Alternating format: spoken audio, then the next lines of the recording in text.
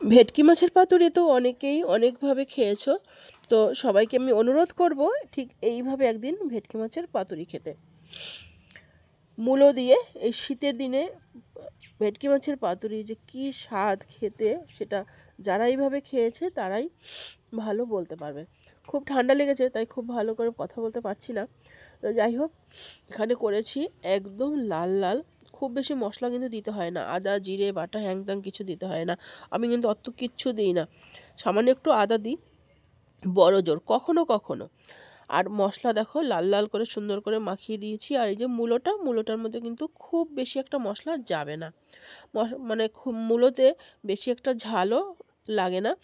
মাছ থেকে যে জলটা বেরোবে সেখান থেকে মশলা কিন্তু ওর মধ্যে অলরেডি চলে যাবে।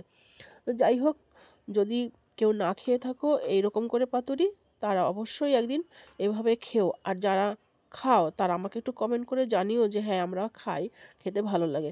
তাহলে আমার খুব ভালো লাগবে যে তোমরা ভিডিওটা দেখেছো। তো আর এই যে পুড়ে পুড়ে গেছে, এটা আমার ভীষণ ভালো লাগে, এই দাগ লাগাটা। তো আজকের ছিল এইটাই।